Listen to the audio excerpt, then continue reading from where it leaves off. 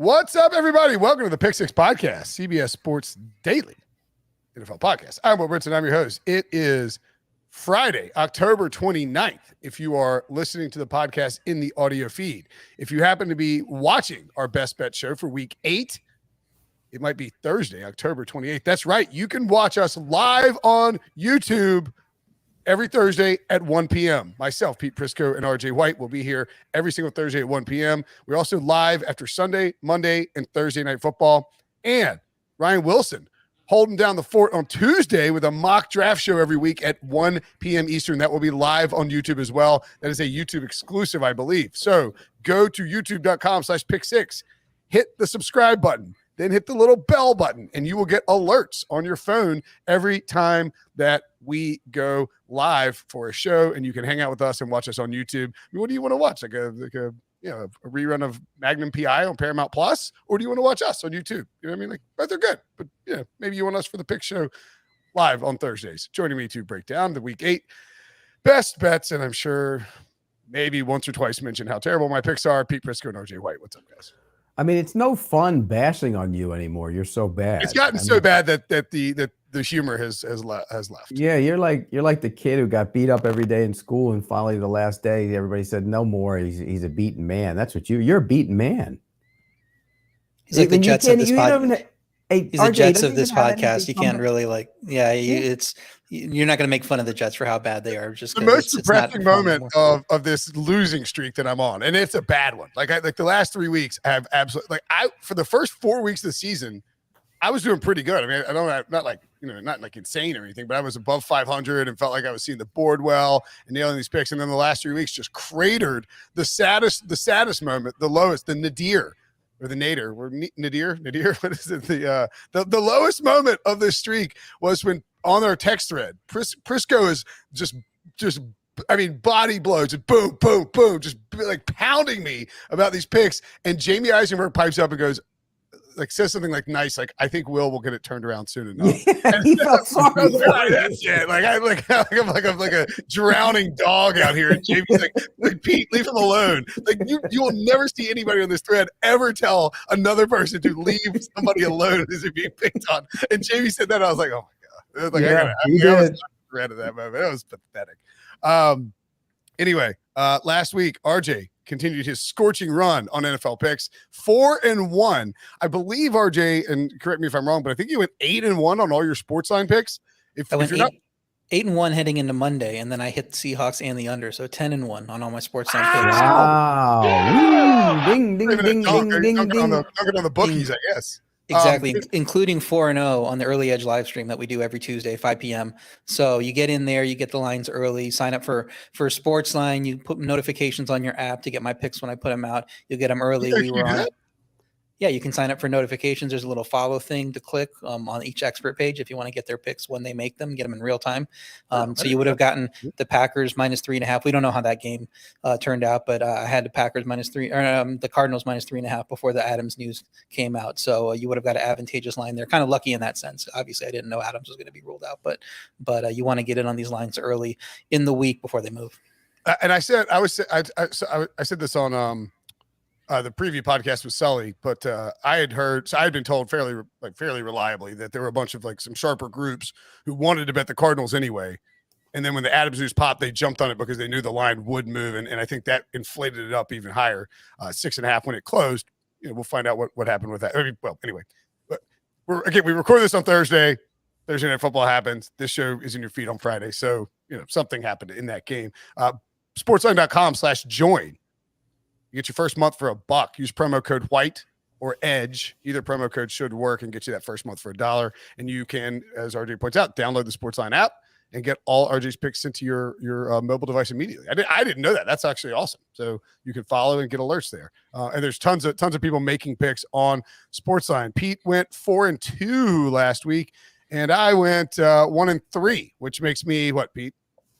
Your record is 15-32, and you're a giant loser. You're beyond loser, though. I mean, you really are. I mean, honestly, we talked about this before last week. Like these, the Ravens and the Chiefs. In hindsight, that's stupid.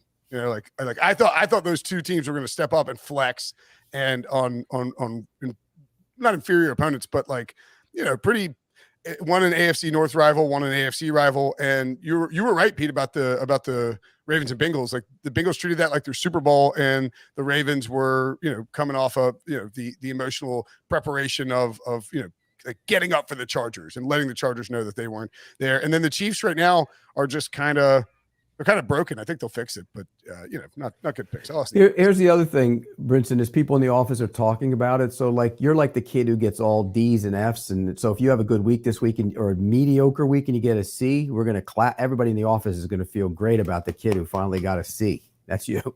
Like I mean, like the office. You know what? These little minions, these little gossip hounds in the office. You know what they need to do? They need to quit. They need to quit worrying about everybody else and all this other stuff. And what they need to do is focus on working and making a better product. Okay, because like I'm going to start pointing out. I mean, like if I, like old Jack Caporto works for Jamie Eisenberg now, is what I'm being told. Like he has to run things by Jamie before he can do anything. Like, what are we doing, guys? Let's focus and work a little bit harder. Okay. No, let's focus on your picks some more. It's fun. What Ryan Wilson, by the way, this is how.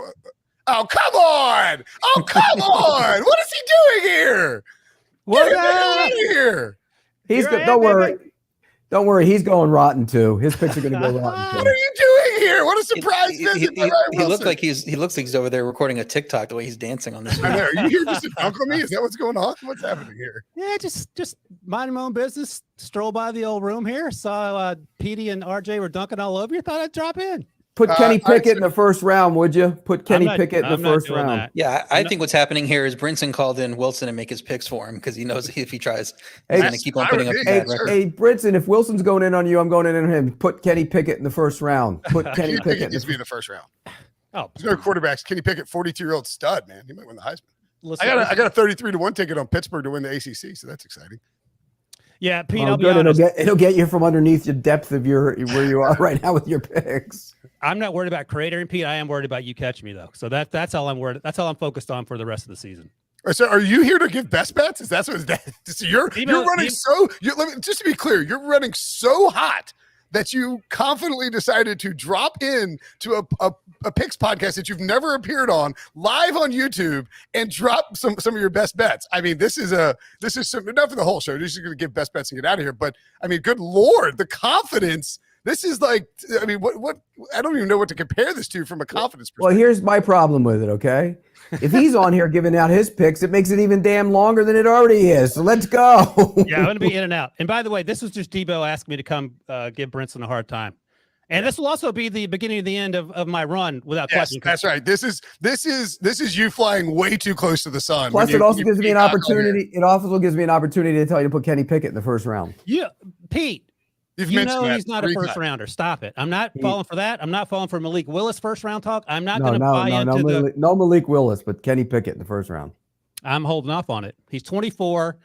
And you know what Pete hit me with the other day, Brinson and RJ? Because we text back and forth every once in a while about players. He hit me with watch the tape. He hit me with the watch the tape. Learn the game. Hey, how about my boy Icky at NC State, or left tackle? I told you to put him in the first round. Like, man, not yet. That guy's going top 15, but he might end up being. I've had him in the first round the whole time. Yeah, Brinson, everybody has him in the first round. You're worse at mock drafts than you are at your picks. Yeah, well, up high, down hard. Is it the next Garrett Bradbury coming up? Oh, there's another one. Back to back. Up high, down hard. Garrett Bradbury was a first rounder. Yeah, but he shouldn't have been. He's not that bad. What are you talking about? All right, does Debo want me to bounce out so you guys see your stuff? I just want to come in and do a little dunking and get out of here. Well, you dunked me. What'd you say, Pete? You dunked on him. Get him out of here. Let's go. What do you want, Debo? We can say goodbye to Ryan. I just wanted him to come in and do his dunking and then bounce. Okay. Hey, look, he's been hot as can be. He's been hot as can be. He deserves to come in and dunk on everybody, but you know what's coming. He's going rotten. I would like to get. What is your record on the season right now? This is, by the way, Pete. You're probably not aware of this because you don't watch our Sunday night recap show or like our recaps. But like Wilson now roots hard for every single game. Like he's into the spread. He's like, I can't believe they didn't cover that game. And it's like no money on it, but I was picking up ground on him this week, but if Jameis stands up and throws to the tight end on that blitz that should have been a walk-in touchdown, that's a cover. Yep. I can't believe, I don't know what the hell he was doing. That's how I am now. So right now I'm 68, 36, and 3 against the spread. Pete's 57, 47, and 3. Wow. Pete's So I'm good. 11 So ahead of Pete. you're 30. Are you 32 games above 500? That's right. That is outrageous. Yep. You had the Seahawks, didn't you, Sunday night? Uh-huh. Yeah, you had no business. That was a touchdown. That was a touchdown. Wait, say it again. You're what? You're what? 68. 36 and 3. So what's your percentage there? I don't know. Do the math. 63.5. Yeah, but he started coming back to the pack a little bit. 70% like 2 weeks ago. Yeah. Last 2 weeks I was 500 and I was one game over 500 last week. Yeah, All right, he's so going. if He's going Wilson wrong. is- He's due for a Brinson. We'll make that the most. Oh! The most That's what impressive we thing should about call it those. is most impressive thing about it is picking every game. Like we come out here and we give us Thank you. 5, 6 Thank best you, RJ. bets. I mean, if I had to pick, I pick like 10, 11, 12 picks on Sportsline every week. But if I had to pick every single game against the spread, I'm sure my record wouldn't be as good as it is. Not helping, by the way. All right, so all right, let's say, all right, so Wilson is at 63.6% on the season right now. Over under 60% for the year. Oh, gosh. It's going to be way Under. Yeah. Oh, he's going under. That's a lot to ask. I'm at 63 now and I've been red hot. And I just went You're 500. you're almost halfway through the season, like a quarter of the way through the A season. lot has to happen. 58. So let's see. I'll put him at 58. Yeah, I'll let's take get 3 picks from Ryan. What do you got for us? All right. You didn't realize this what a mistake he made bringing another party into this. I'll go quick. Which lines are we using? Are we using the lines on the side? You tell me the lines, Brinson. You tell me a game. I'll tell you. What's tonight's game? Cards. Pack. We can't pick it. Jesus. This is a Friday show. Wilson. Oh, okay. I didn't know that. I'm usually grinding tape this time of day on Thursday. All right. Let's see here. I got to go through these quickly. By the way, I won't go there. Okay. What's Jets Bengals? What do you got on Jets Bengals? Bengals minus 10.5. First time the Bengals have been a 10-point road favorite since 1983. I'm banging the Bengals. I don't care about the spread. Like these big point spreads are big for a reason. Like I've been on the Texans bandwagon for covering for a while. 18.5 last week when it opened, I think. I'm off. So I think the Bengals are going to crush Mike White. They traded for Joe Flacco, right? They brought Joe Flacco back. Yeah, in fact, I saw I had a Jets fan in a Twitter chat thing I'm in, and he was like, "Oh, great, Flacco can't even clear protocol, and for 5 days we're really screwed." It's like if you think Right. Joe Flacco is going to save you, then you have bigger problems. All right, I'm banging the Bengals on that. I love the way the Bengals are playing. I'm not overselling what they did last week. That's not. I think they've been a good football team for a while now. Okay, Bengals minus 10.5. Wilson's first best bet. What do you have on 49ers Bears? The 49ers are minus 4 at Chicago. Yeah, that's too rich for my blood. Oh, here you go. This feels weird. Titans-Colts. Colts minus 1. I mean, I'm banging Tennessee. Like You're Carson banging. Wentz. A lot of banging on here on the show. It's a family-friendly show. That's what It you're. really is. As a sharp, you're supposed to say banging, right? What are you supposed to say? Yeah, banging works. There you go. Yeah, I don't know. I like the Colts defense. You got Tennessee as the best bet? All right, Yeah. well, here, do we want to talk about that game, or do we want to? I didn't know how quickly Pete wanted me to get out of here. Well, I mean, Brinson babbles for 20 minutes for every pick. Well, so all it's gonna be 4 a of us long now show. have a best bet on that game. So I mean, Okay, good. All Tennessee, I would imagine. No, actually, Don't tell me RJ has the Colts. Yes, sir. What are you smoking, RJ? Why do you like the Colts? I don't know, but I don't like this. Yeah, look, so the Colts, we knew that the Colts were going to start slow. They weren't healthy starting the year, and they were slow starters last year anyway. They are a Baltimore meltdown away from 4 straight wins. It's a must-have game for Indy. They lost to Tennessee in week 3. Wentz played despite the injury, and we knew that he wasn't going to look good in that game. I don't know why he was out there. Indy has the number 1 rush defense per DVOA. I'm not sure Derrick Henry just runs them over because that is a good stout defense. Tennessee's defense coming off a big day, but Indy's offense has avoided turnovers all year. They look good versus San Francisco, look good versus Baltimore, look look good versus Rams defenses. Those are some good defenses. So I don't think that Indy's just going to, pull a Chiefs and score 3 points here. This went up to Tennessee -1. I was hoping to play Indy at +2, +1, +1.5, somewhere around there. But the Sharps then bet it right back down to the Colts. I think +1, getting +1 was enough for them to push it back down to the Colts. And so I think the Colts are going to win this game. Interesting. I am happy with the way that the Titans defense is finally starting to get after a little bit. Harold Landry's playing well. I don't trust Carson Palmer. If he has to hold the ball, he should have had Carson Wentz. I love Carson Palmer for making up those Mike Tomlin. I don't trust Carson Palmer either. He says Mike Tomlin's going to be the USC coach. But I feel terrible going against RJ because he does more than just takes 15 seconds to make his picks. But I'm staying with Derrick Henry. I'm staying with Ryan Tannehill. I'm staying with that revamped Titans defense. I'm with you, Ryan. I just think this. Yeah, I know it's an important game for the Colts. I just don't think they're that good. I know you say 4 straight wins, but that weather last week, pass interference penalties. I mean, you can't count on those week in and week out. And what the hell was Kyle Shanahan doing getting away from the run? I mean, he was gashing them in the run game to the opening touchdown. Then they get the turnover. They get 12 yards on the first run of that series, and then he throws 3 straight passes, and they settle for a field goal. Just run the damn ball. And so I think that Henry is going to run the damn ball, and I'm going to take the Titans. I think their defense is improving. Mike Vrabel, undefeated off the bye, coming off his bye. In fact, every game in his career as Titans head coach has won by double digits coming off the bye, including you got last year, obviously that weird situation where they had the stuff moved and they played the Bills, but they smoked the Bills coming off the bye as well. So I think when they're not coming off the bye, I don't know why I thought that for some reason. But I'm saving that for later. I don't know. Playing the Chiefs now is apparently a bye. I don't know why I thought they were off. Where'd that come from? I don't know. I was looking at something else. I was like, oh my God, RJ's not even paying attention to the off the bye situation. Well, it turns out they're not off the bye.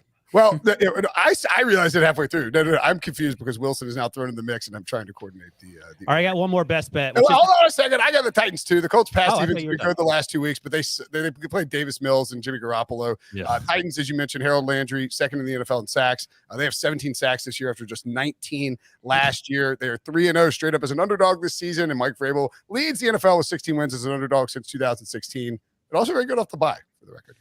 Derrick Henry, 100-plus rush games in all 100-plus rush yards in all 4 games versus the Colts since Ryan Tannehill came to Tennessee. And Ryan Tannehill 2-0 straight up and against the spread on the road against the Colts since coming to the Titans. You guys feel good about being on the same side as Brinson here? No, absolutely not. Terrible. Absolutely not. Look, this game is probably going to be close. It basically boils down to how does the Colts rush defense hold up early on against Derrick Henry, and or will the Titans come into this game looking to aggressively throw early on? Because the Colts secondary is absolutely ravaged. If the Titans sort of change up their offensive approach and throw early, I think AJ Brown can have a field day in this game, and then you can lean on Derrick Henry and force Carson Wentz to try and do Wentzy things and come back. If the Titans allow the Colts to play their offensive game plan the way that they want, and it's a slow sort of methodical grinder, then I'm worried about it. But I think Tennessee. I think Tennessee rolls them here, so I'll take the Titans. What else you got, Wilson? All right, this doesn't feel like a best bet, but I think it's a best bet. Detroit, what do you have Detroit at? I have +3.5. Plus 3.5. I'm all in on Detroit for a couple reasons. Primarily the coaches. We know Debo loves Nick Sirianni, but the pep talks that Dan Campbell gives actually breaks through to his team. And you tweeted about this today. I don't know what Nick Sirianni's talking about with growing trees and the roots, and people aren't paying attention to that stupid stuff he's saying, and that they're not playing very well. And I know that Debo's optimistic. He looks like a stoner. Like he's like, maybe with trees and roots and like everything's so amazing. It's just weird. It's insanely weird. Where Dan Campbell, I don't know if he's a great coach, but he can motivate people because he's done it before, and he says things that if you're in a locker room before the game that you can sort of buy into. They play hard every week. They had a chance if the game was 35 minutes last week to beat the Rams. Unfortunately, it's 60 minutes. And Debo loves Jalen Hurts. He's willing to give him a chance. Jalen Hurts is not a good quarterback right now. Maybe he becomes one, but that is not a good football team offensively. Defensively, had a ton of holes. I mean, we're at the point where, if they take 3 defensive players with those 3 first-round picks, that's exactly what they need to do. So I think Detroit's covering. I think they have a good chance to win that game. Yeah, and the interesting thing is, you're playing the +3.5, and I do think that's probably the way I would lean. But if you want to play this game, the variance is high with Detroit. You want to play their money line because they're doing things to come out and overperform when things click. We saw it last week. They're going for fake punts and stealing possessions, and so that's a team that you want to be on their money line because they're not just going to give you the same performance week in and week out. When they hit, they're going to hit. So this is the same line Detroit was actually catching against Cincinnati 2 weeks ago. Now we know Cincinnati's a great team, but it's interesting that the market's like, okay, we're going to give the Eagles the same respect now that we gave the Bengals 2 weeks ago, which seems weird to me. Sharps continue to back Philly. They closed at Pick'em last week. That was +3 for most of the week, and they really backed them, and they got throttled on that one. Raiders. I was on the Raiders. A lot of people, I think some people were on the Raiders.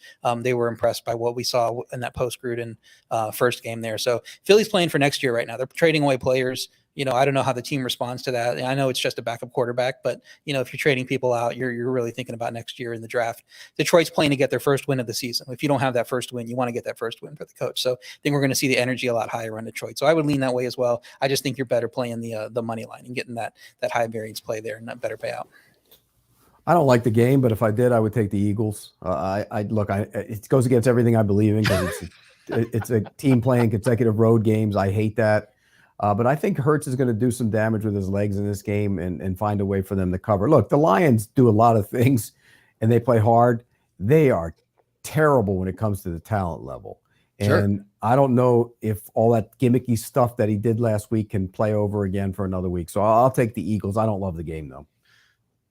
I mean, I would go Lions if I was taking it. It's not a best bet. I agree with RJ that the money line is the way to go with Detroit. Like something's going to give here with the Lions, whether it's either – they find a way to win and keep that motivation from Dan Campbell and that, the try hard effort going for, several more weeks and deeper into the season, or these back-breaking losses. I mean, they converted 2 fake punts and got an onside kick and lost by 9 points. And it weren't really, and they were kind of in that game against the Rams, but I mean, it felt like it was very clear that Los Angeles had infinitely more talent than they do. The thing that gets me with this game though, with the Lions is, the Eagles are this backdoor cover garbage time machine. They don't do anything early. I'm not saying Detroit will, but I just don't see a situation where this game turns into a blowout. I mean, Miles Sanders is missing, so it's like Boston Scott and Kenneth Gainwell are going to just light up the Lions. I mean, is JJ Arcega-Whiteside healthy?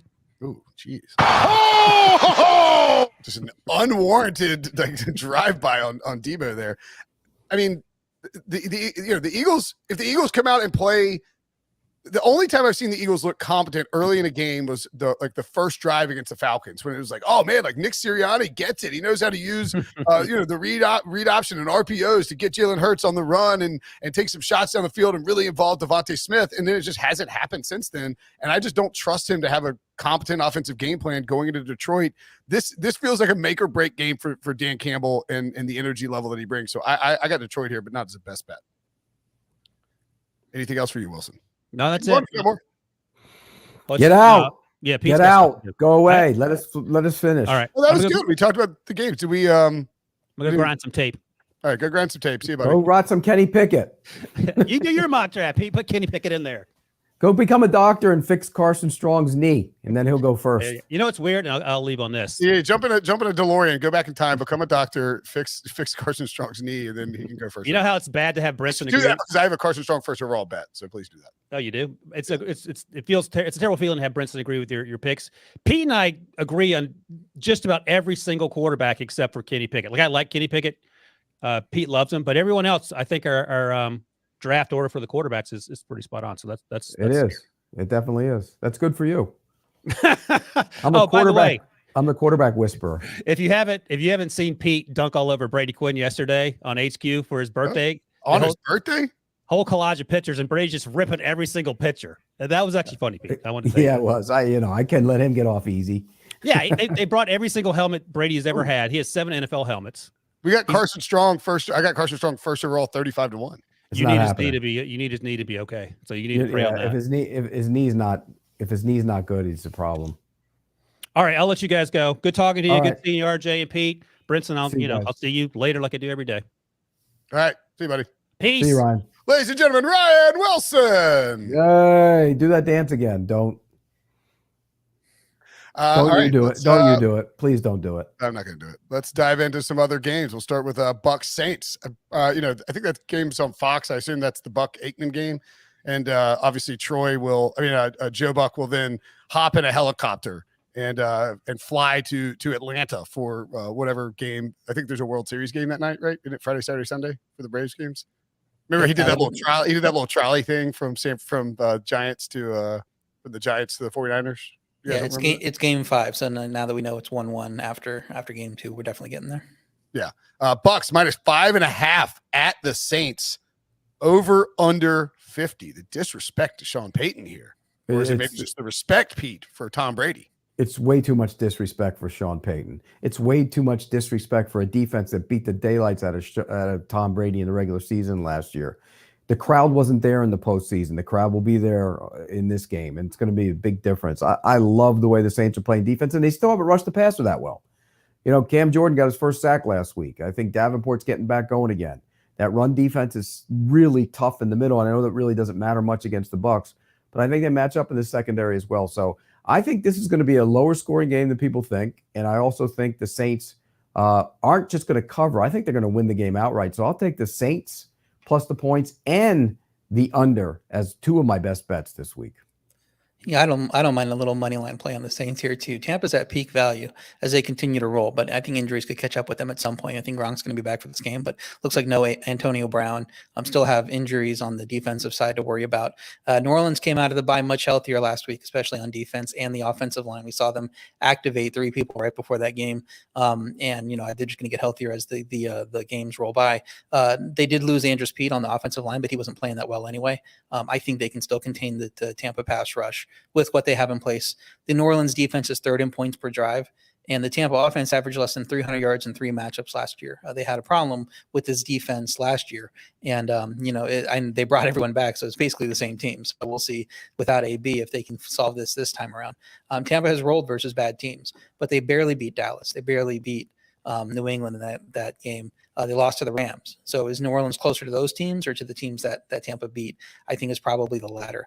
82% of the tickets on Tampa. Bucks can do no wrong for the public right now. I think this line is inflated. It should probably be around 3.5. So I have best bet Saints plus 5.5 as well. Well, you guys will love to hear this because I don't have a best bet on it, but I do like the Buccaneers. I picked the Buccaneers in this spot. The angle is for me is that, and I'm worried about it because it's Halloween be in the afternoon in the Superdome.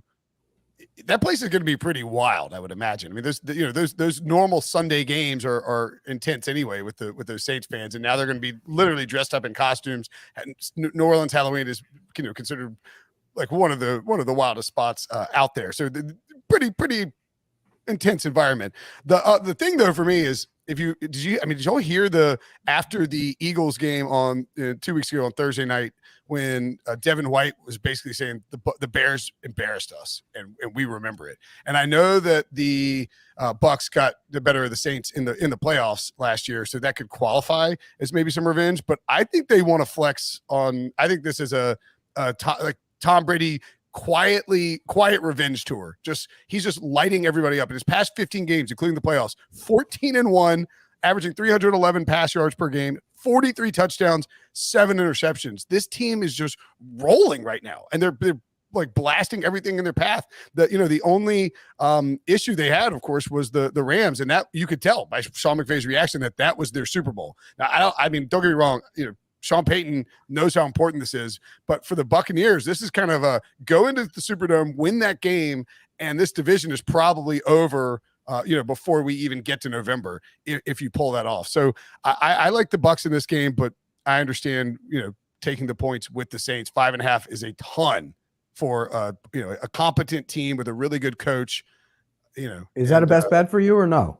No, it's not. No, not a best bet. Because you just rambled for a half hour on a game you didn't even have a best bet on. It's like the biggest game of the week, man. Jesus. This guy.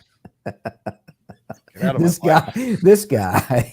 You sounded like a former coach when you said that. This guy. WFT at the Broncos. This is also an afternoon game, not quite as spicy. Broncos -3 over under 44. These two teams were thought to have, I mean, if you had said before the season that WFT and Denver both had bottom 10 defenses or maybe even bottom 5 defenses, I don't think anybody would believe you. And yet here we are, Pete. These defenses are horrendous. They're really bad. But you know what? Washington's defense was a little bit better last week. And that gives me hope in this game because I think the Broncos are so banged up.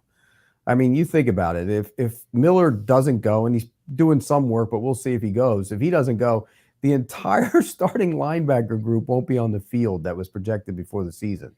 That's hard to overcome. And I know Washington's not great on offense, but they moved the ball between the 20s last week. Could have scored some points against Green Bay. I think they'll score some here, and I think their defense will play better. That front is going to get after Teddy Bridgewater in this game. So I'm going to take Washington plus the points. I like Denver at -3. It's not going to be a best bet on this podcast because I like the over more. I'm going to put over 44 as a best bet with us. Washington did deserve better last week. They were repeatedly driving in the field goal range and getting no points. That game, they didn't cover that game. They should have, and they might have should have beat Green Bay in that game. But Washington is also a last-second field goal in an Atlanta defensive collapse on a late McKissick touchdown from 0-6. They could, you want to flip and say maybe they might be better because they should have hung with Green Bay. They could also be one of the worst teams in the league if they're 0-6. Their pass defense is atrocious. They have 19 pass touchdowns allowed. That's worst in the league. 30 points per game allowed, last in the league. Teddy should be healthier for this game after the mini bye. He didn't play that Browns game healthy. Could have Judy back. Could have Alberto back. I know those guys are practicing now. So I think that Denver offense should be able to have success in their easiest defensive matchup since that early 3-0 start where we thought a lot of people kind of got fooled about how good Denver might be because they were playing some easy teams. This might be an easy team here. So Denver's defense has been mediocre of late, and those injuries do worry me. I don't exactly trust them as favorites of more than 3. So if you're going to lay it, lay the 3. But I like the over 44. It seems too low. And that's now 44.5 here. As we're looking at Caesar Sportsbook, I think it's going to get over that number. I'm also on the over. You mentioned how bad the defenses were, and you have two teams that, while not really good offensively, they can take some deeper shots. Certainly, and we're getting Jerry Jeudy back for the Broncos. Cortland Sutton, nice vertical threat. Terry McLaurin, of course, and then Antonio Gibson can bust off some big runs or some big catches. We've seen him do it this year. I like. It was 43 yesterday. It was 43 on Wednesday. So this thing is climbing pretty fast. I'd say get it in as soon as you can because obviously. 40. We're crossing key numbers here, and you would prefer to have 43. I wouldn't expect it to come back down. Yeah, that's right. Nick McDonald says in the YouTube chat, I'm about to go on a heater. We're about to just black out and catch fire. That's the goal here. But I am with RJ on the over. Prefer it at 43 or 44 versus 45. Duh. Browns. Is that a best bet for you? Yeah, it's the best bet for me.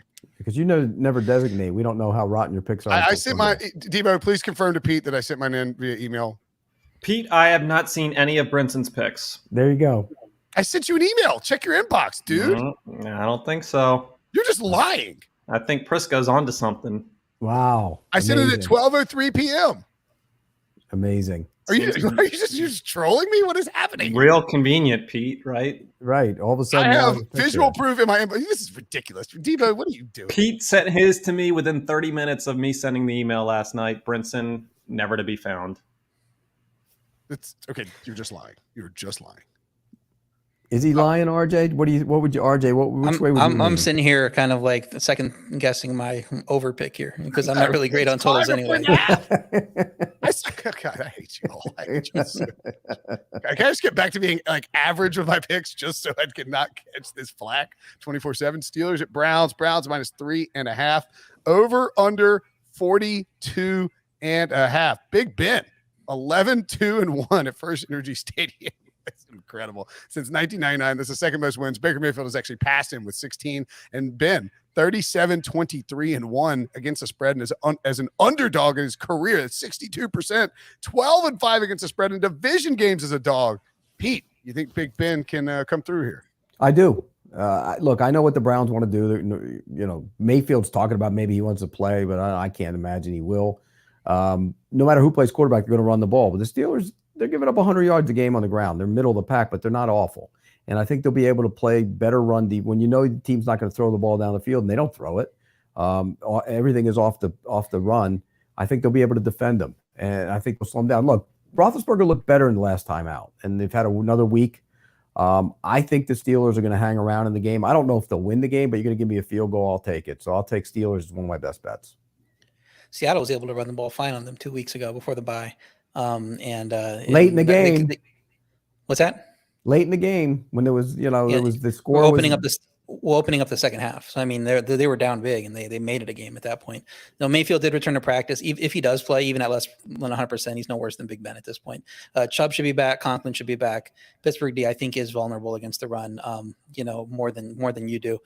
Pittsburgh looked good in their last 2 games, but they played awful teams. I think Cleveland is a much better team overall. My Cleveland power rating is depressed due to injuries. If this was week 6 and they were as healthy as they were in week 6, I would have this at Cleveland -7. So if the Cleveland injury report looks good on Friday, I might look to play him at this point. Right now, I'm just leaning to Cleveland. I think for me, I think I picked Cleveland against the spread and on our picks page. I don't have a best bet on this, and a lot all depends on the final injury report here, because so much of what Cleveland does,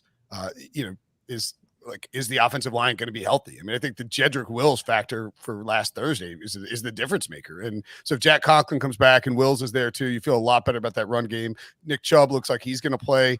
They should be able to run against Pittsburgh. And really it all comes down to, can they get, because Big Ben's he's miserable under pressure this year, completely 47% of his passes when pressured, but he gets the ball out so fast you can't pressure him.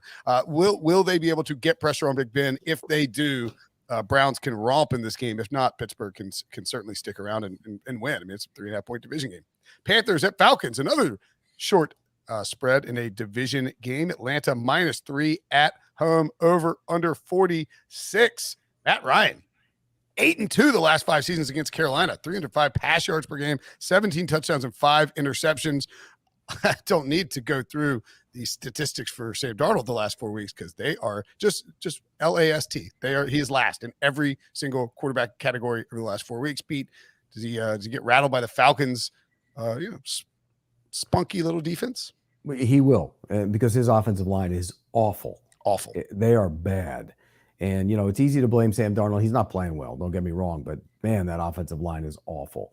And Anderson can't catch the ball anymore suddenly. It's a weird thing, but they have problems on offense. And on the other side, I think the Falcons have played good on offense. Matt Ryan's had a good year.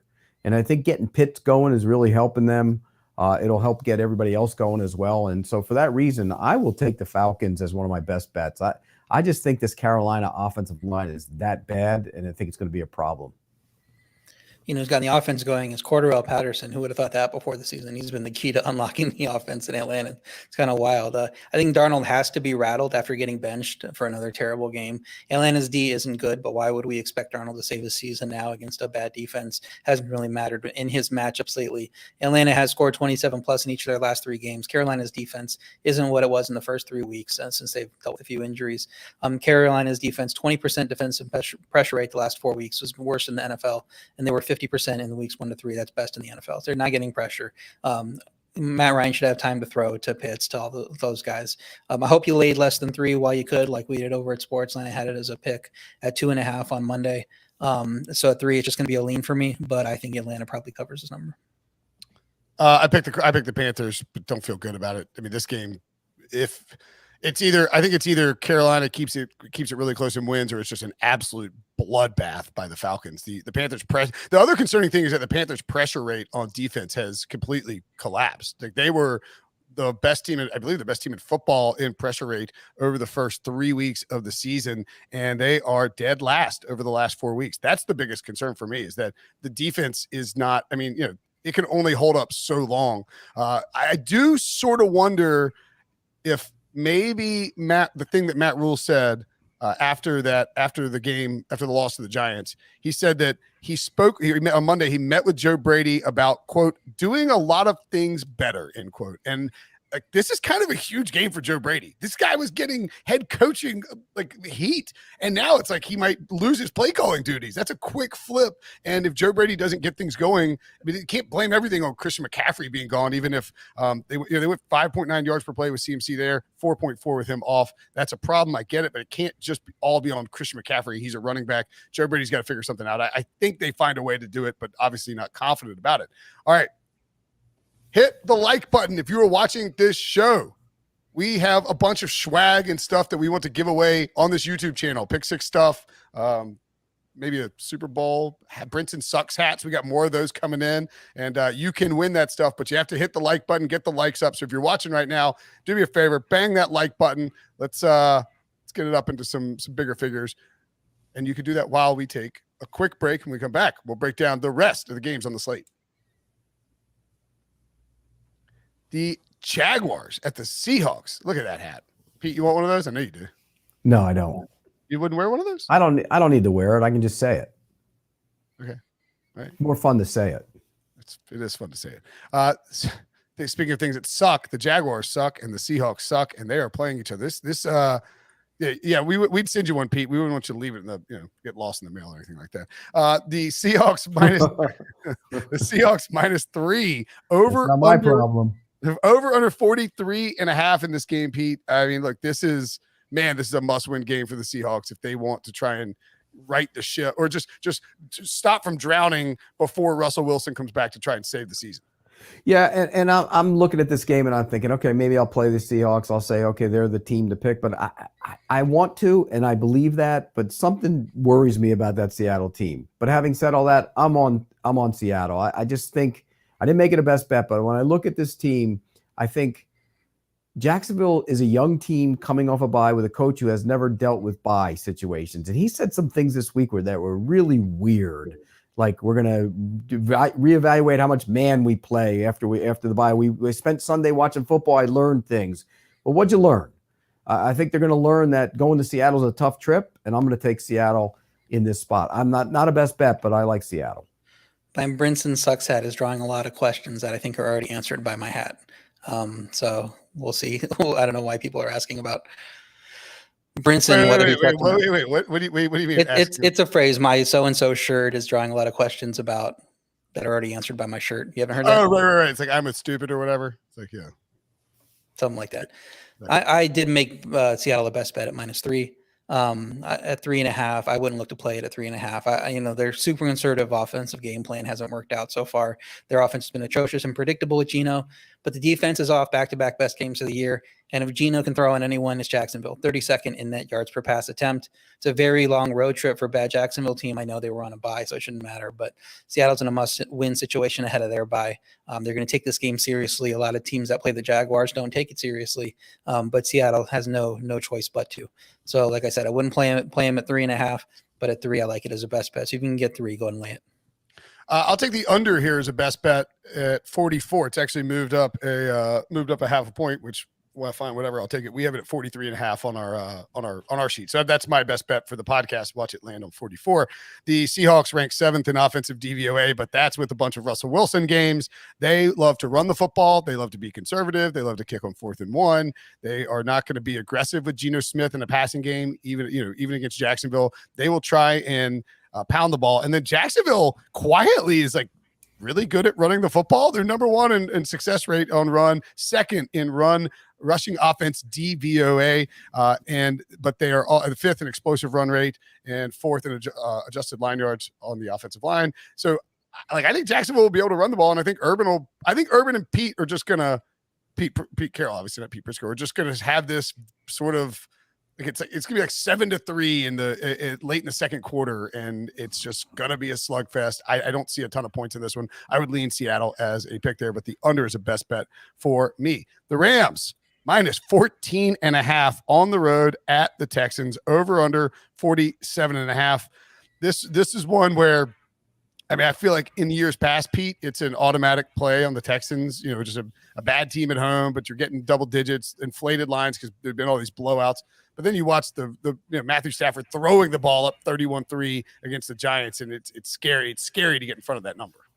Yeah, and I'm not going to get in front of it. I'm going to take the Rams here. I don't love it because I hate laying big numbers, but I did it last week with the Cardinals, and it worked. But I'm not gonna do it. I would take the Rams if I had to pick here, but it's not one of my favorite games, so I'll take the Rams, but reluctantly. I'm going to get in front of the number because Houston is a best bet for me. This line already assumes Tyrod isn't going to play, but he's back at practice this week. Houston had a competitive team before his injury. They beat Jacksonville as home dogs. I don't know why they were underdogs in that game. And then they were even up on Cleveland at halftime, and then he left. Fell apart. Been terrible for the most part with Davis Mills. They had that one successful game against New England, but scoring less than 10 in every game since then. So there's no guarantee he actually plays. If he does, it's a massive line value here. I would put this line at Rams -8 with Tyrod under center. If he doesn't, maybe there's still slight value on Houston at home against a Rams team that can coast for a win here. So I probably put the line, 13, something like that. So I don't love it if he isn't playing, but I think the value is just too great not to jump on it. But the big thing here is check your look ahead number for Houston next week, because books have their lines out for next week. And Tyrod's almost certainly going to be back next week if he's practicing this week. And I'm showing +7 at Miami for Houston, and Miami can't play defense. They might as well be a winless team. So I have no idea how they're supposed to be 7-point favorites against anyone. You want to jump on that Houston number before Tyrod, is ruled in for that game. Yeah, I mean, look, Tyrod. I agree with you completely. Tyrod makes a big difference at for this game. So we don't know if he's going to play, right? We don't. They haven't said definitively. It's going to depend on how he looks at practice. They're not going to rush him out there. They have no incentive to rush him out there. They're not going anywhere. But I think if he's healthy enough, he's going to play. They want him out there. Okay, so all right, so you like the 14.5 regardless of who plays, or does it need to be Tyrod? Yeah, I'd say jump on it now, because if it does play, it should come crashing down, and you want to get on the other side of 14, obviously. I think it should be 8. I don't think it's going to get that low. But 10 and I would say it probably gets to at least 10 and a half, maybe even 10. Okay. Yeah, I mean, look, Davis Mills. I know Pete loves Davis Mills, not bashing him at all, but I mean, the kid. It's an unfair situation. He's in over his head. You kidding me? He's in over his head. I mean, I don't think you could take any one of these rookie quarterbacks. I mean, by the way, this class has been pretty niz. I mean, it's fine. It's rookie season. It's not a big deal. But like, if you toss Trevor Lawrence, Zach Wilson, Justin Fields, Trey Lance, any of these kids on that Houston roster, they're having the same struggles that Davis Mills is. It's a terrible roster. They just traded Mark Ingram. Brandon Cooks is tweeting out unhappy stuff with cuss words in it. You sort of wonder, can the front office cause this team to lose the locker room because of trading guys and basically waving a white flag on the season? Tyrod would be a huge improvement. I just can't get in front of the Rams, because I think they could run up the score pretty easily on the Texans, and probably a smash spot for Darrell Henderson over rushing yards. He should be able to have his way with that defense, and I expect to see a lot of carries. Cowboys at the Vikings, Sunday Night Football. Man, I mean, if I were really desperate for a W, and like I was a fantasy guy, I would pick Kirk Cousins the start of the week here. Well, you know what's funny? I criticize Kirk Cousins all the time. You know that. But I'm going to do something here. I meant to put this game into my best bets. I like the Vikings here. I think the Vikings are going to win this game outright. I think Kirk Cousins is actually going to show up in prime time. I think their defense is getting better. I'm not one of those guys that believes 100% in the Dallas defense. With Prescott's calf injury, how effective will he be? So I'm going to take the Vikings to win the game outright. I'll take the 1.5 as one of my best bets. Yeah, Cousins takes a lot of flack for primetime Kirk. You don't want to play him during primetime. They covered both their primetime games last year. So Dallas is 6-0 against the spread this season. Minnesota is 9-3 against the spread as a home underdog under Mike Zimmer. Now, these Mike Zimmer teams this year and last year aren't the same as the ones we've seen in the past. So I don't know how much stock I'm putting into that. I think if Dak plays, the line is probably right where it should be. I might lean to the over if Dak is playing. So I think both these teams are going to put up some points. Even at 55, I think they get over that. But I'm not really playing this game. I've got the over as a best bet. So yay, good for me. Happy. Glad you got that lean there, RJ. If you look at, I think Dak's playing. There was a photo of him earlier this week where he's like doing something, and he was in cowboy boots. Now, I don't know if you guys have ever worn cowboy boots, but if you've got a calf strain or like a foot, like a leg injury, you don't put on cowboy boots if it's hurting you, because cowboy boots are quite snug, and even expensive ones that Dak was likely wearing. So I think I feel pretty confident that Dak's playing. And the line here actually reflects that he, I mean, 100%, I think 100% certainty that he's playing. They haven't said that he is for sure, but this number, it makes it seem to me like Minnesota's favored sure. by 3 if Dak's not playing, right? Well, Minnesota's probably favored by 1 if there's any uncertainty. Yeah, Minnesota would be favored if Dak wasn't playing. For sure. Yeah. I mean, if you told me that we could get Minnesota plus 1.5 and Dak isn't playing, then that would be a consensus best bet for this podcast, I would assume. The over 55, the thing about this is Dallas in 4 games going into the bye averaged 39 points per game. They are scoring a ton, and they've actually struggled a little bit in the red zone. They haven't been quite as efficient as you might think. That could crank up, and they could really get loose. And then with Minnesota, I was on the 4 for 4 podcast earlier this week, and we were talking about it, but Minnesota, no one raises the ceiling for plays run by an opponent more than the Minnesota Vikings. And if you will drag them into into passing, they're really good at it. And Kirk Cousins and Justin Jefferson and Adam Thielen, they'll wing the ball around, but they don't want to do it because that's who Mike Zimmer is. The Cowboys are the perfect team to drag the Vikings into a shootout. I think we get well over 60 points in this game. I have the over as a best bet. Giants at the Chiefs on Monday night. The Chiefs, we have 9.5 here. The Giants have been getting some action. I know our pal Nick Costas actually, did I dream that? Did he say that he thinks the Giants are going to win this game, Pete? He said they can win. That's what he said. I mean, anybody can win. But he thinks they have a chance to win. I don't. And normally I would like to take the Giants at 9.5. And Daniel Jones has played well on the road. All those injuries really bother me because I do think the Chiefs, although they've struggled on offense and Patrick Mahomes is struggling on offense, I think this is a get-right game. I think it's, prime time. The atmosphere will be crazy. The offensive line will play better. They didn't play well last week. He held the ball too much. And I think they're pressing because of what they do defensively. So I do think, they held Derrick Henry at 90 yards last week and lost the game. I think this time around they'll play much better. I'll take the Chiefs. Not a best bet, but I'll take the Chiefs minus the points. I had Giants plus 10 on Sportsline as a best bet and knew it was going to come down. 9.5 isn't that much difference, so I should probably have it as a best bet here. I'm only going to put it as a lean. I had to drop Kansas City 4 points in power ratings this week after stubbornly keeping them too high like everyone else did over the first 7 weeks of the season. Can't expect them to keep turning the ball over in bunches, but I don't know how the defense gets better. The Giants aren't a good team, but they can move the ball with Daniel Jones. Like Pete said, he's playing well. But in his mobility, I think can help them move the ball. Backdoor is going to be wide open in this game for them to cover this huge number against that defense. I'd only make the Chiefs 7.5 point favorites here. I probably wouldn't play the Chiefs until it got on the other side of 7. So I think you're fine if you want to play the Giants plus 9.5. But I got 10, and I'm not really looking to get in at 9.5 at this point. Yeah, obviously 10 better than 9.5. Although I do wonder, and not to do a tangent here, RJ, do you think that we're seeing a shift in key numbers in the NFL in terms of just because of the the extra point changes, 2-point conversions, et cetera, et cetera? Yeah, I think 7 isn't as important as it used to be. We saw the Bucs-Eagles game. That one was tailor-made to land on 7, but Sirianni in a fit of being actually smart for once in his strategy went for 2, like you're supposed to do there, and then he got it to 6. So they end up covering the 6.5. So that made when coaches do that and they find success in that and they continue to do that as a strategy, you're going to find 7 as less and less of a key number. Not going to go away completely, obviously, but not as important. Daniel Jones, 11-5 against the spread on the road in his career, 69%. My goodness, 10-3 against the spread, 77% as a road underdog. He's just a covering machine on the road, but he is 0-6 to start his career in primetime straight up. No quarterback has ever begun his career 0-7 in primetime games. So good luck with that. The Chiefs are not a covering machine. They are 3-12 against the spread in their past 15 regular season games because of the value, primetime at home, Patrick Mahomes. They're going to be inflated. I would take the Giants here as well, but not a best bet for me. Bengals minus 10.5 at the Jets. We talked about this game a little bit with Wilson. He's got the Bengals as a best bet here. Pete, where were you? Where were you working in 1983 when the last time the Bengals were a 10-point road favorite? Denver. Yeah. Where were you covering? At the Denver Post. I was that was when I first got to cover NFL games. I was a part-timer and they allowed us to go to NFL games. And I can remember this story from one of those games.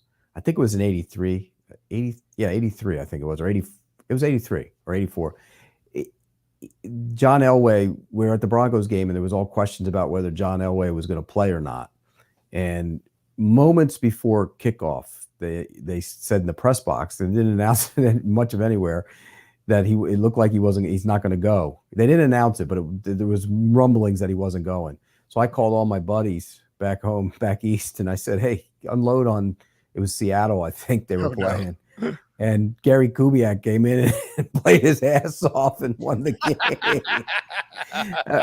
If I remember that right, I think that's what it was. Because remember, they were in the same division with Seattle back in those days. So it was like, yeah. And so, but yeah, I was in Denver in 98 because that's the last time the Bengals were favored by this many on the road, right? So suffice to say, you didn't pick up your phone for a couple of weeks after your. No, my friends were pissed. They were angry. Yeah, you think?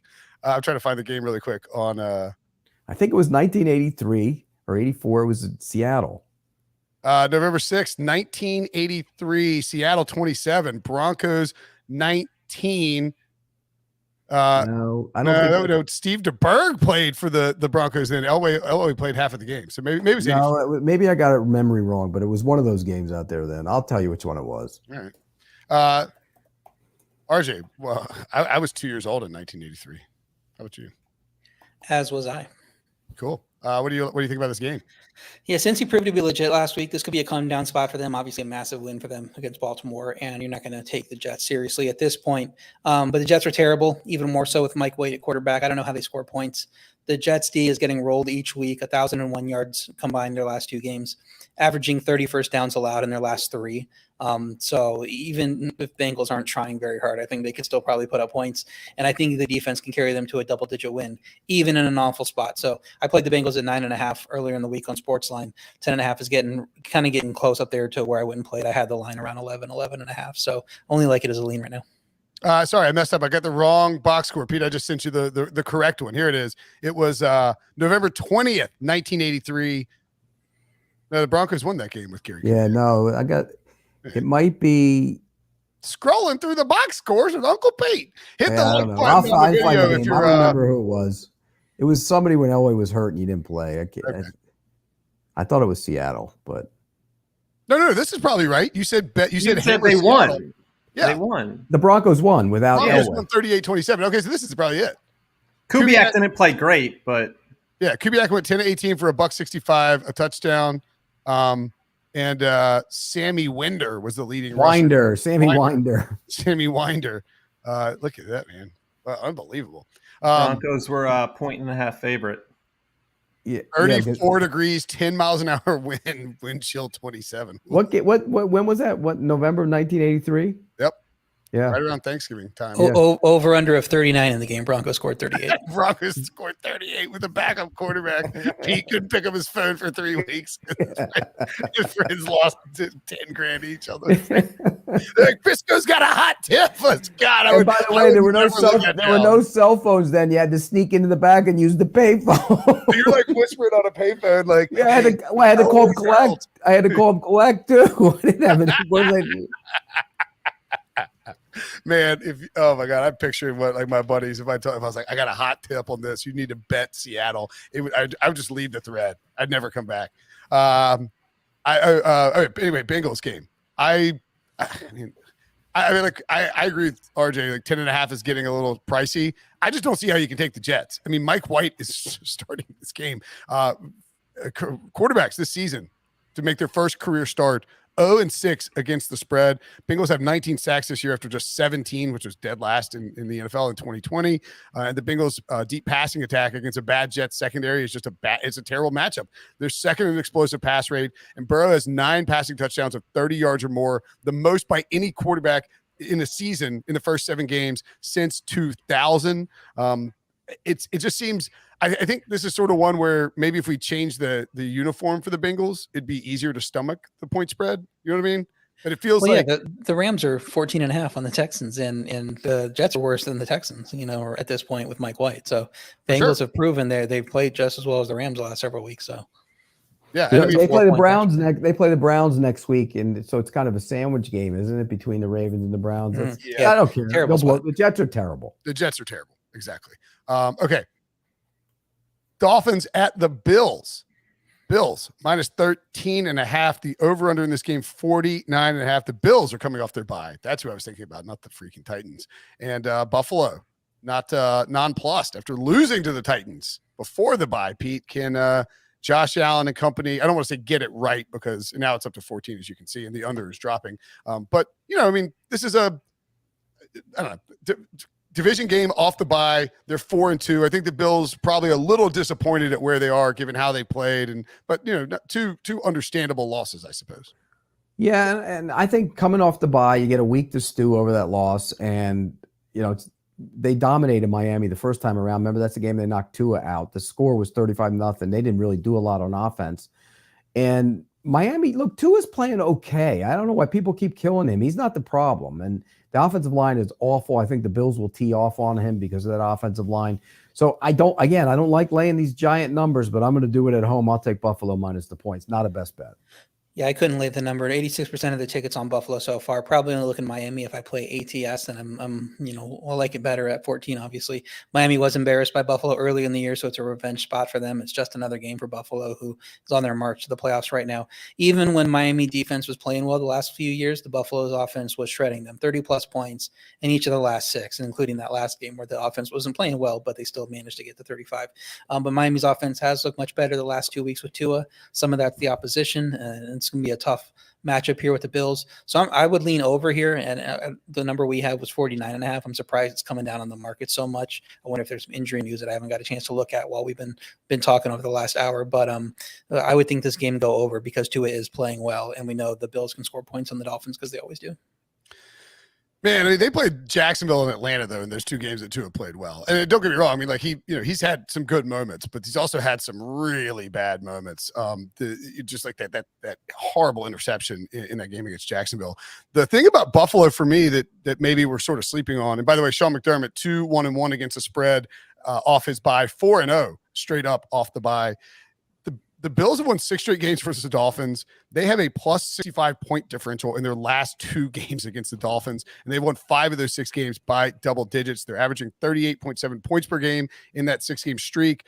Josh Allen, 20 touchdowns total, including rushing, 3 interceptions over those 6 games. And back in week 2, the Bills had the 30 pressures against Tua and the Dolphins, and I guess Jacoby Brissett when he came in after Tua got hurt in week 2. That's the highest number of any team's single week this season. Buffalo, after a loss last 2 years, week 1 in 2021 this year to Pittsburgh, they won their next 4 games by double digits. In week 10 last year they lose to Arizona, go on the bye, and don't lose again. I think they won their next 9 games by double digits, including that, hey, Miami's trying to get in the playoffs and the Bills just smoke them. I think they want to establish total dominance in this division. I got the Bills as a best bet at minus 13.5, which is our number. I'm fine with 14, but obviously prefer 13.5. And then if you're betting on Caesars, how about this little number? You can bet Bills total touchdowns over 3.5 is minus 120. I love that bet. The Bills just need 4 touchdowns. Yeah, sure. That feels like a good bet, right? Yeah. Yeah. All right.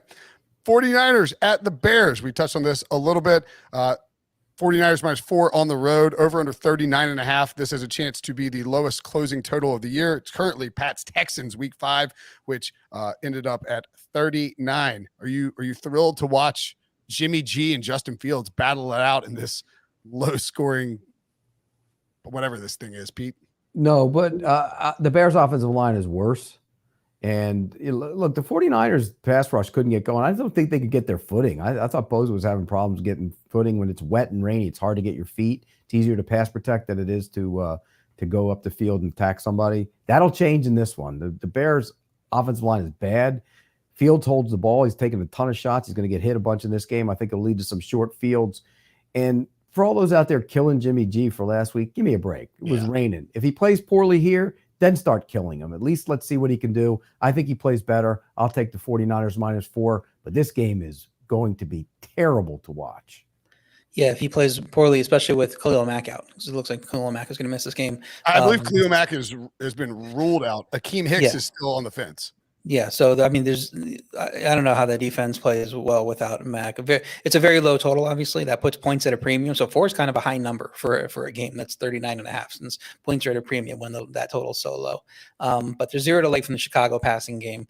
Chicago's offense has been terrible with Fields.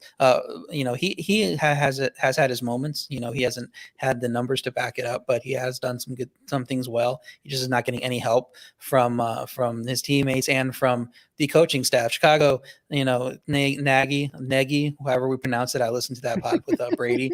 I don't know if you guys figured out what we're doing, but I think it's Nagy. I was right. Brady was wrong. Yeah.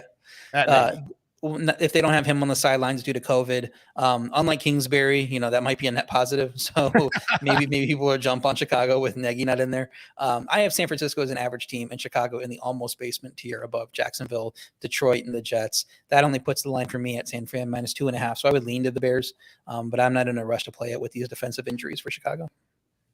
Yeah, I mean it's the Bears have the worst offensive line in football according to adjusted sack rate. I mean they're just a disaster. A little bit better, obviously a little bit better in the run, but this is a bad football team, and I feel bad for Matt Nagy, but a little bit because he told us that Justin Fields didn't need to be playing, and you know what? Justin Fields doesn't need to be playing. I mean, Pete's right. He holds the ball way too long. They give up tons of pressures on the outside.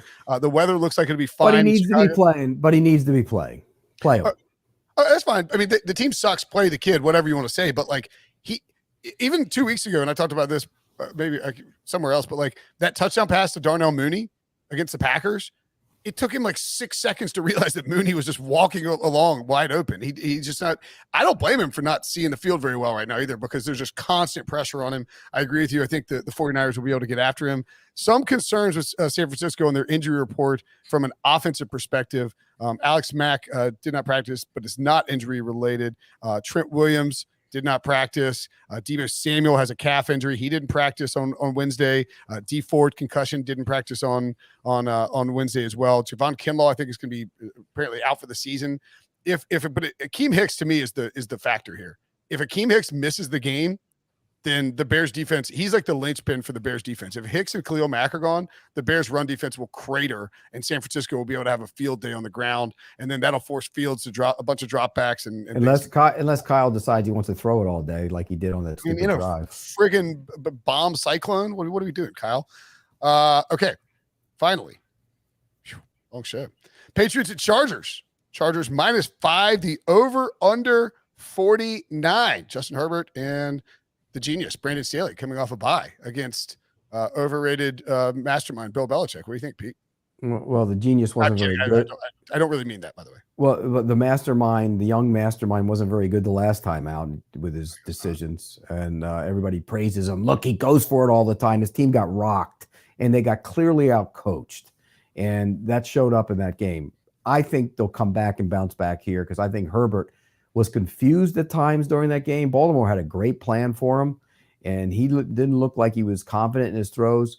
We know Belichick can do that, but they're not good enough. And I think with the fact that their corner's down again, I think there's going to throw opportunities for him to throw the football. So I don't love this game, but I'll take the Chargers -5. I think the line's about where it should be. Chargers games are 5-1 to the under. Their point output is not matching the quality of the offense because they're not doing what they need to do on early downs. They're having a lot of success on third downs, but their defense is also 32nd in yards per rush. So New England's going to be happy to go in there, run the ball, attack a weakness like that, and have a big game for Damian Harris. I think the spread's fair because Chargers don't have a good home field advantage. I would lean to the under, expecting there to be fewer possessions with the Patriots grinding out drives, keeping the ball at Justin Herbert's hand with their run game, and not going to be a lot of points in this one. And it's going to trend like other Chargers games have trended this year to the under. So I would lean to the under in this one. Yeah, I put the Pats down as a best bet +5 because I think they'll keep it close enough. But I'm not sure why I didn't like the under more. I think the unders are a really good bet here. That the total is surprisingly high for this game. I mean, Brandon Staley, their defense, they're a run funnel, as RJ mentioned. This is going to be, Bill Belichick is going to attack via the run. The Pats actually are top 5 in explosive pass rate, which is not what you would have expected to read, but it's true. I just think New England is going to come in here, be able to pound the ball. We saw last year Belichick really threw some junk at Justin Herbert that confused him. Rookie quarterback against Bill Belichick, not a surprise. But even with the bye to prepare, Belichick didn't have a bye to prepare. Obviously, Staley did, but I think they'll cook up enough on defense to slow down the Chargers. I do think it's a low-scoring game, and I like the Pats catching more than a field goal. Right. What about the parlay? We don't have. I got an easy parlay for you. Just parlay Ryan's 3 picks since he's the hottest guy on the planet. That's not a bad idea. What is that? Be Lions +3.5, Bengals -10.5, And what was the other one here? Titans. Titans, which I don't like, but I'm fine putting it in. Because And I don't like the Lions. So, but I don't know if we agree on any either. Enough to get a parlay. I don't think we did. No, you like the Bucs. We both like the Saints. Yeah, I don't think we did. I like the Colts. Yeah, we're opposite sides of Washington Broncos. Unless we got to change things up a little bit and break this streak. We haven't won one all year. We'll put Ryan's in there, and worst case he goes 0-3, and the crater begins, and Wilson just starts to fall off a cliff. All right. We'll mush him. We'll mush him a little bit. We'll take his picks. So All that's the Ryan Wilson streak breaker. No good, can't hit, miss parlay, whatever you want to call it. Something. And if it does hit, he's coming back and gives us 3 more best bets, so we can play him again. That's right. We run that back. So the parlay is Pete. All right, we'll get the parlay. So the parlay is Lions plus 3.5, Titans plus 1, or Titans plus 1, and Bengals minus 10.5. That's a nice mix there. Pete Prisco's best bets for the week: Vikings plus 1.5, Titans plus 1, Saints plus 5.5, Falcons minus 3, Steelers plus 3. Ooh, didn't get the 3.5 there, huh? WFT plus 3, Bucs-Saints under. Look at that doggy dogs. RJ's best bets: Saints 5.5, Indy minus 1, Houston plus 14.5, Seattle minus 3, and Washington Denver over 44. And my best bets, in case you feel like fading, fade away. Fade my best bets. Keep doing it.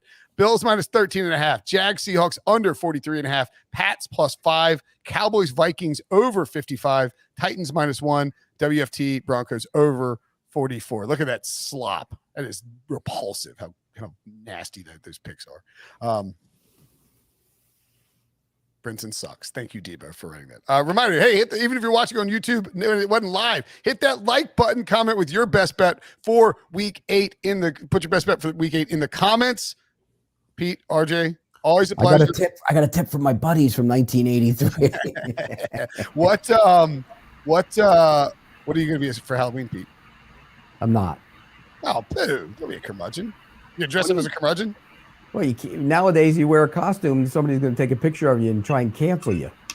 Just be like every other middle-aged person and dress up like Ted Lasso. Who are you dressing up as? I don't know. I just do what my son and wife tell me to, so I don't know. That's a good question. like in everything, you just do what your son and wife tell you to do. Yeah. You want to do the Pete Prisco power rankings of the Brinson household? I'm 4th behind a dog. Who are you, RJ? Are you dressing up for Halloween? I'm dressing up as an Atlanta baseball fan, rooting for my team in Game 5.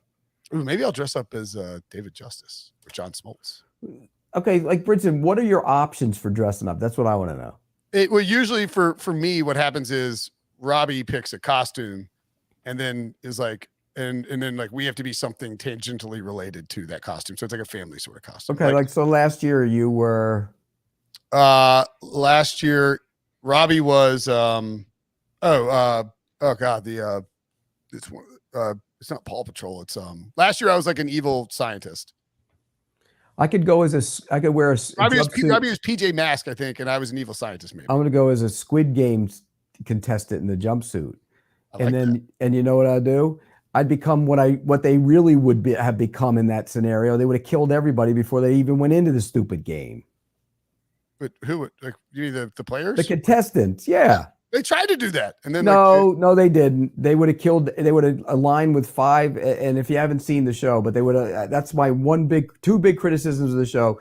If they were really going to kill each other, they would have killed each other instead. Why would you take your chance on a game when you can kill everybody? And then there's like 5 of you left, and then you fight to the death there, and then I win. That's what it would be. It wouldn't be I'm going to go to the game and see if this thing's going to collapse. I'm going to die that way. No way it plays that way. And where the hell did the guards come from, Brinson? It's a good question. We'll have to do a 30 for 30 on Squid Games to find that out. Okay. It could have been that thing. It was good. It could have been fantastic. They needed a more demented mind to write the thing. That's what I think they needed. And they needed some Prisco. I did not expect to get a Squid Game rant from Prisco before we got off. I know, like the same guy who said this podcast goes too long went on a Squid Games rant. Well, an hour and 10 minutes. I want the Squid Games director because he criticized his back. Did you see that? He got mad at LeBron James. Really? Yeah. blasting LeBron James for because LeBron James said he didn't like the ending, and so he blasted it back at him. You didn't I see did that? not see that. That's kind of funny. Yeah, That's yeah. all right. That's it for the show. Thanks for watching. Thanks for listening. Subscribe on YouTube. Hit the like button. Comment with your best bets in the picks. And we will see you guys Sunday night.